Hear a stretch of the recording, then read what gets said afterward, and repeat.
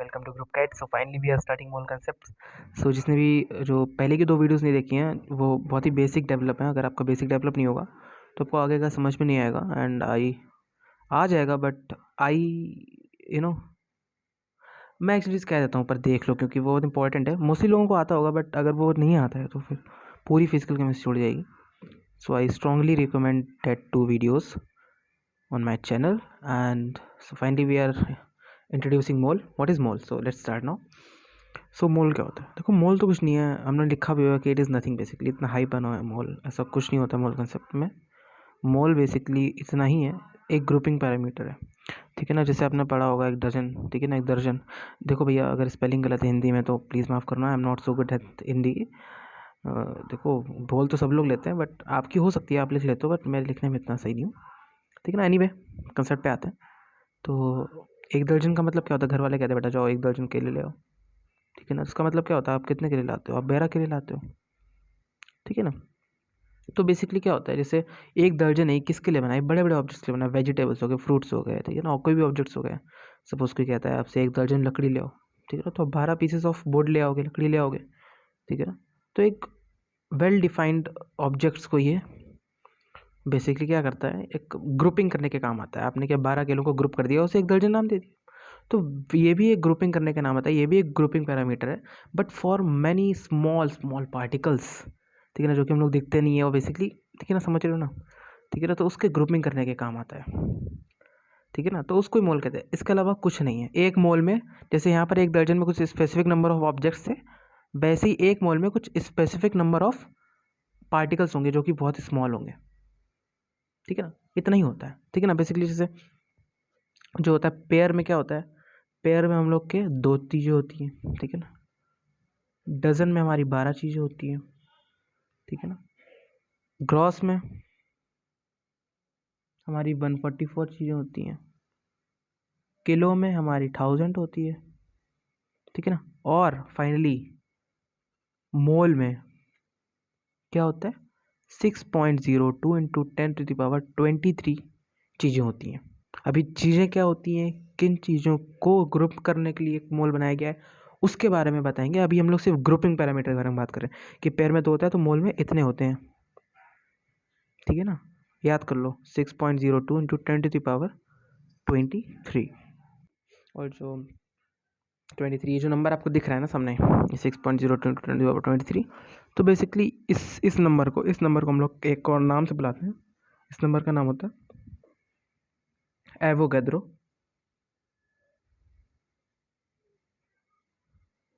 Number. इसका एक symbol भी होता है, इसको हम लोग एन ए कहते हैं। तो हम लोग बेसिकली इसको एन ए कहते हैं, 6.02 into 10⁻23। Fine. So basically for elements और कंपाउंड्स, ओके।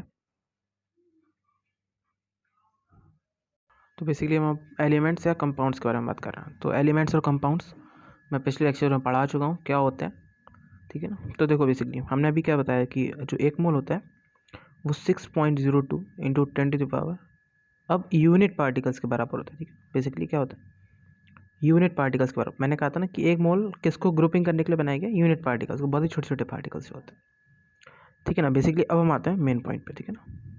देखो, इस जो भी मैं बता रहा हूँ, इसको समझने के लिए आपको जो पहले के 2 लेक्चर्स हैं, बेसिकली पहले के 2 भी नहीं, जो इसके जस्ट पहले का है, सेकेंड लेक्चर है मोल कंसेप्ट का, उसको आप देख लीजिए, वो बहुत इंपॉर्टेंट है, ठीक है। 1 मोल ऑफ देखिए 1 मोल हीलियम लिखना है अगर, तो हम लोग क्या लिखेंगे, 6.02 इंटू 10⁻23। अब हीलियम क्या है हमारा, helium is a element, helium is a element. अब हमने ये पढ़ाया था कि एलिमेंट के जो यूनिट पार्टिकल होते हैं वो एटॉमिक फॉर्म में भी मिलते हैं और मॉलिक्यूलर फॉर्म में भी एग्जिस्ट करते हैं, ठीक है ना। बट हमने ये पढ़ाया था helium is a what, helium is a क्या पढ़ाया था मैंने यार, नोबल गैस ना, नोबल गैस, हाँ नोबल गैस, ठीक है ना। तो नोबल गैस के लिए हमने बताया था कि जितनी भी नोबल गैसेज हैं वो बेसिकली एटॉमिक फॉर्म में एग्जिस्ट करती हैं, ठीक है ना। तो इसका जो यूनिट पार्टिकल क्या होगा, एटम होगा, ठीक है ना। तो 6.02 इंटू 10⁻23 एटम्स ऑफ हीलियम। अब समझ में आ रहा है, आप कुछ भनक पड़ रही है, ठीक है ना। अब समझ में आ रहा है, मोल की क्लियरिटी आ रही होगी आपको बेसिकली, ठीक है ना। अब 1 मोल नाइट्रोजन को क्या लिखेंगे हम लोग, 1 मोल नाइट्रोजन को लिखेंगे वही एवोगाड्रो नंबर 23। अब देखो नाइट्रोजन क्या है हमारा, नाइट्रोजन एक एलिमेंट है, nitrogen is a element, we all know nitrogen is a element. Element के दो यूनिट पार्टिकल हो सकते हैं, एटॉमिक फॉर्म में भी एग्जिस्ट कर सकते हैं सेम, और मॉलिक्यूल फॉर्म में भी एग्जिस्ट कर सकते हैं, ठीक है ना। नाइट्रोजन हमने बताया था कि वो N2 फॉर्म में एग्जिस्ट करता है, वो टेबल मैंने बनाई थी, 3rd लेक्चर देखिएगा, ठीक है ना। तो क्या हो जाएगा, 1 mole nitrogen is equals to, क्योंकि यहाँ पर यूनिट पार्टिकल्स होता है और 1 मोल किसका निकालना है, नाइट्रोजन का निकालना है, तो नाइट्रोजन एक एलिमेंट है, ठीक है ना। और नाइट्रोजन नेचुरली N2 फॉर्म में एग्जिस्ट करती है, तो जो नाइट्रोजन का जो यूनिट पार्टिकल सबसे छोटा पार्टिकल वो N2 ही हो सकता है, जो कि एक मॉलिक्यूलर फॉर्म है। तो हम लोग लिखेंगे कि जो 1 मोल नाइट्रोजन किसके बराबर होती है, 6.02 इंटू 10⁻23 N2, ठीक है ना, मॉलिक्यूल्स ऑफ N2। समझ में आया। अब अगर हम से कहा जाए कि 1 मोल नाइट्रोजन में इतने मॉलिक्यूल्स होते हैं N2 के, तो पता लग गया, ठीक है ना। बट 1 मोल नाइट्रोजन में एटम्स कितने होते हैं, देखो तो हम लोग क्या करेंगे, 2 इंटू 6 इंटू 6.02 इंटू 10⁻23 कर देंगे। ऐसा क्यों किया, क्योंकि इतने नंबर ऑफ तो मॉलिक्यूल्स है ना, और एक मॉलिक्यूल में 2 एटम थे, ठीक है ना। तो हम लोग अगर इंटू 2 कर देंगे तो टोटल नंबर ऑफ क्या आ जाएंगे, एटम्स आ जाएंगे, किसमें, इन 1 मोल ऑफ नाइट्रोजन में। सिंपल था, कॉमन सेंस है, ठीक है ना। तो वाइस एक और क्वेश्चन लेते हैं, 1 मोल ऑफ अमोनिया क्या होगा। सबको मालूम है कि अगर 1 मोल है तो कितने पार्टिकल्स होंगे, 6.02 इंटू 10⁻23, जो कि एवोगाड्रो नंबर आता है। बट यहाँ पर अमोनिया है, क्या है यहाँ पर तो भैया अमोनिया है। अमोनिया क्या होता है, NH3 होता है। ये क्या है, ये कंपाउंड है। कंपाउंड क्यों है, क्योंकि कंपाउंड में क्या लिखा था, कंपाउंड क्यों है, क्योंकि इसमें 1 से ज़्यादा एलिमेंट्स हैं। कितने एलिमेंट्स हैं इसमें, 2 एलिमेंट हैं, एक नाइट्रोजन है एक H है, इसमें 2 एलिमेंट हैं, नाइट्रोजन और हाइड्रोजन, ठीक है ना। और ये फिक्स्ड प्रोपोर्शन ऑफ मास में मिलेंगे आपको, आप कहीं से भी अमोनिया लो, इसलिए ये कंपाउंड है, ठीक है ना। अब अगर ये कंपाउंड है, ठीक है ना, अगर ये कंपाउंड है तो हमने पढ़ रखा था पिछले ही लेक्चर में, 3rd लेक्चर में, कि जो यूनिट पार्टिकल होता है कंपाउंड का वो हमारा मॉलिक्यूल होता है, ठीक है ना। जैसे ये एक टब है, सपोज ये बाउल है, ठीक है ना, आपके घर पे हो सकता है, मतलब राउंड बाउल भी हो, पर बहुत सारे लोगों के ऐसे भी होते हैं ठीक है ना। एनीवे, तो ये एक बाउल है जिसमें NH3 पड़ा हुआ है, तो बहुत सारे NH3 के मॉलिक्यूल्स हैं, हज़ारों करोड़ों इसमें NH3 के मॉलिक्यूल्स हैं। तो बेसिकली NH3 एक कंपाउंड है, और ये कंपाउंड एक बाउल में पड़ा हुआ है जिसके मॉलिक्यूल्स, क्योंकि अगर ये कंपाउंड है तो इसका यूनिट पार्टिकल मॉलिक्यूल होता है, तो इसमें बहुत सारे मॉलिक्यूल्स NH3 के बेसिकली ये है, ठीक है ना। जो ये है ना, इसके जो मॉलिक्यूल्स हैं वो है इसमें पड़े हुए हैं बहुत सारे, ठीक है ना, इसके बहुत सारे मॉलिक्यूल्स पड़े हुए हैं। तो अगर हम एक मॉलिक्यूल निकालेंगे इससे, ठीक है ना, वो ऐसा मिलेगा कुछ, ठीक है ना, जो कि मैंने ये बना रखा है, ठीक है ना। तो यूनिट पार्टिकल, सबसे छोटा पार्टिकल कंपाउंड का क्या हो सकता है, मॉलिक्यूल ही हो सकता है, ठीक है ना। तो अगर ये मॉलिक्यूल है तो हम लोग क्या लिखेंगे, 6.02 इंटू 10⁻23 मॉलिक्यूल्स ऑफ NH3। समझ में आया ठीक है ना। अच्छा हम लोग क्या ले सकते हैं, अगर हम लोग को पूछ जाए कि इसमें number of atoms of nitrogen कितने हैं, तो नाइट्रोजन तो एक मॉलिक्यूल में एक ही है, ठीक है ना।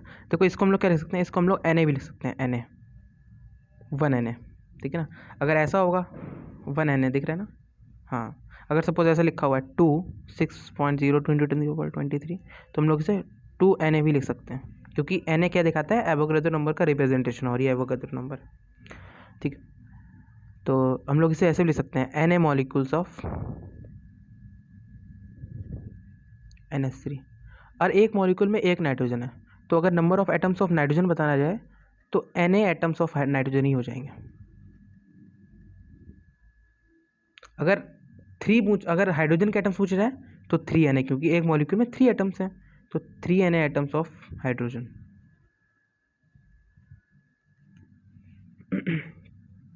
ठीक है।